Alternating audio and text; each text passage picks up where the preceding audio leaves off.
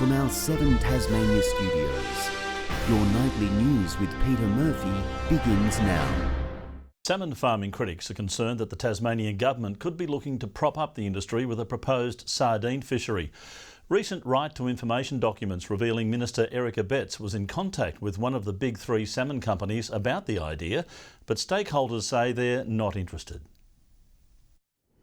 As the state government continues to explore the possibility of a sardine fishery off Tasmania, environmental advocates fear it could be used to fuel another fish farming industry they're critical of. We're facing thousands of tonnes of sardines, which are crucial to dolphins, seabirds, recreationally important species like tuna and kingfish, being scooped up for salmon feed. Recent right to information documents showing Industry Minister Erica Betts and Tassal were in contact last year about opportunities, the company appearing to be interested at the time. And with the 2023 IMAS report highlighting salmon operators could benefit from a sardine fishery, critics claim it seems fishy. It's there in black and white that the sardines in Tasmania's state waters are an opportunity for the salmon industry. The Greens want the state government to rule the idea out. To prop up and to feed the salmon industry with its myriad of issues would be a travesty. Vocal opponent of offshore salmon farming, Peter George, believes a small-scale sardine fishery only for human consumption and leftover for bait would be acceptable. Selling it off to a voracious salmon industry is not acceptable. But Erica Betts says the size of the potential fishery is still being considered, admitting in a statement a sustainably managed one would likely produce a range of products for eating, bait, pharmaceuticals and fish food, and insists best practices and rigorous monitoring would be put in place if it did go ahead. Salmon Tasmania's outgoing boss Luke Martin says it's not advocating for a sardine fishery, while Tassal says it doesn't have any plans to take part in the proposed initiative. Anthony Dodd, 7 Tasmania News. An expanded medical training program in the state's north could open the door to more local students choosing to become doctors. The Labor Party commitment hopes to ease the burden for students who currently need to move to Hobart to start their degrees. Choosing to study medicine meant leaving home for Launceston's Brianna Hill. The first 3 years of her course weren't offered in the north. It was a struggle financially, especially in Hobart. It's an expensive place to live compared to Lonnie. Visiting a Newstead General Practice, Health Minister Mark Butler announcing that's about to change, promising a deal with UTAS to offer start to finish medical training in Launceston, beginning with 20 positions next year. This removes some of those barriers to education for students, preventing future doctors from leaving for the capital or interstate. We know that when people train in a particular location, they're much more likely to stay there, to build a life, to build a family. Elsewhere, it's all smiles at Port Sorell Surf Club, where Labor's on board with $500,000 for a spruce up, adding change rooms, extra storage, as well as a new kitchen and deck. Now we're feeling like it's actually going to happen, and that's just a fantastic feeling. Lots to do, but it'll be worth it. While at Quirkers Park, it's beginning to look a lot like AgFest, which will keep going strong thanks to $1 million from the Liberals. That will help address fire safety requirements and toilet upgrades needed to keep hosting events. We can't pass those costs on to our patrons or our exhibitors, so therefore without these sorts of investments, it does jeopardise the future of our event. Nick Kelly, 7 Tasmania News. How to vote cards circulated by the Greens for the electorate of Franklin still feature the party's candidate as their top preference, despite their no longer campaigning. It's opened the Greens to criticism after Owen Fitzgerald admitted to being a dual citizen, meaning he might not be eligible to sit in Parliament. In a statement, a party spokesperson says keeping Fitzgerald as the #1 recommendation on the vote cards was the best way to avoid any confusion and to make sure any anti-salmon vote in Franklin is a formal vote. The state government is being accused by the opposition for not having a formal business case for a proposed $7 million ferry terminal in Sandy Bay. It comes after Labor lodged a right to information request to the Department of State Growth. Shadow Transport Minister Meg Brown says the party supports expanding the ferry, but criticised the government of not learning its lesson from the Spirit of Tasmania fiasco. A government spokesperson says the Sandy Bay terminal aligns with the vision of the Greater Hobart Strategic Partnership and is among the top 6 priority locations identified in the draft River Derwent Ferry Service Master Plan.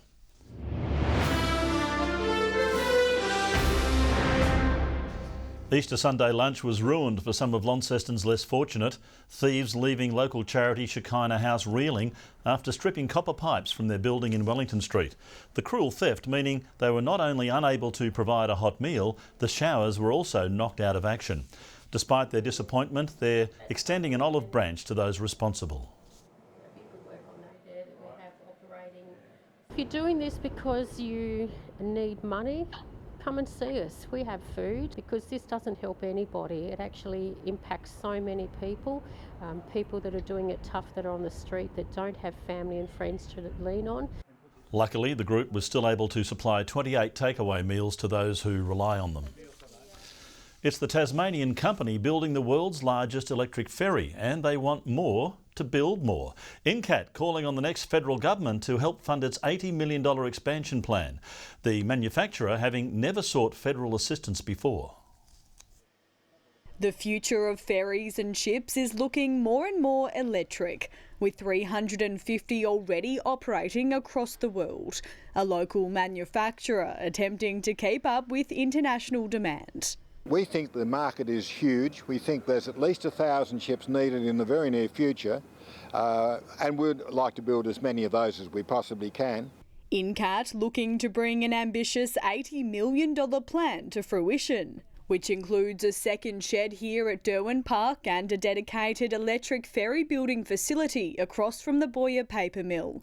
But it needs federal funding to make it happen fast. The federal government have already said that they want to upskill manufacturing in Australia. This is the perfect opportunity to do so. Both major parties unable to give a clear commitment today. If I'm elected, I'd be very happy to work with INCAT to be able to realise their vision. While Labor says it's acting to support jobs across the state. But if INCAT are forced to expand without federal funding, it says that could take a decade. The electrical equipment, etc., is upgrading almost daily. Batteries are getting better every day. That's one of the reasons we're so confident that the electric industry is great. With the world's largest electric ferry, the Hull 096, set to hit waters in just a few weeks, the race to meet demand seems well and truly on. Ruby Cairns, 7 Tasmania News. A bigger soccer facility could allow one Brighton club to compete in larger competitions. Labor promising $3 million to help the Storm keep kicking goals, but only if the party is re-elected into government. Federal Labor making another promise if re-elected, committing $3 million in upgrades for the community centre on Seymour Street. Resident soccer club the Brighton Storm welcoming the announcement, which could see soccer pitches and a new club complex built at their home ground. It's just such a big way forward for the club. It's going to be absolutely enormous. It'll be really great for the sport going forward. It sees the development as an open shot to join the seniors competition. The club currently sidelined due to a lack of facilities. If we can have children starting in under sixes and still being here when they're in their 20s, 30s maybe, yeah, that's what it's all going to be about. A slew of other proposed upgrades also announced for the area, including new playgrounds, barbecue areas and a youth event space, totalling $4 million. That will enable kids somewhere to go, somewhere to join up and have a little bit of fun with each other. It means a lot to the club. We can offer more for the kids. It's off the back of already announced plans by Federal Labor for street upgrades, a mental health clinic and a new town square for the region. With a growing population, you need to make sure people can access those basics like education and health and housing. Billy Gibbons, 7 Tasmania News. A Tasmanian has become thousands of dollars richer without even knowing it. Lotto officials are revealing today the unregistered winner is yet to claim a share of $5 million in prize money. The person purchased the ticket at Kingsmeadows News Agency before Saturday's draw. We certainly do see that major winners often come forward within a week or two, and we hope that's the case for this winner. There were 19 other big winners, including another Tasmanian, a Beauty Point resident, who bought her ticket from a Beaconsfield outlet.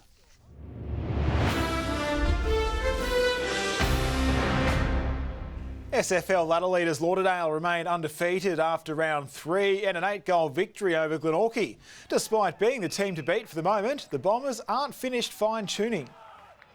Our entries inside 50 is an area we need to improve on. I feel like we're only just starting to get going now, and hopefully we can start to put some 4-quarter games together and play some really good footy. The Scottsdale women are well and truly building too, off the blocks in the NTFA with a barnstorming win over Longford. Nothing happens overnight, so I think as a club, as a whole, that we understand that Rome wasn't built in a day. That puts them second on the ladder. And Marrawar's Lighthouse Beach delivered the goods for the 50th West Coast Classic, setting the scene for one of the tightest finals in half a century. South Arms' Hamish Renwick claiming the men's open by just 0.1 of a point ahead of mainlander Lennox Shell. Fellow Tasmanian Ava Carlton winning the women's open with her first 2 waves ahead of former junior world champ Dara Penfold.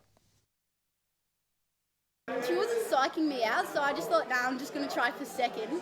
But got lucky though. Got some Huey definitely provided, yeah. I went into the final happy with whatever result came along, but look, this one really meant a lot to me. I've loved this place. I see it as a sick part of home. Record entrance made at the biggest event Surfing Tasmania has ever put on. And Murph, that's sport. Thanks very much, Nick. Well, she's been a pain all afternoon watching her Geelong on the telly. We've calmed her down, and Victoria Easto has the weather next.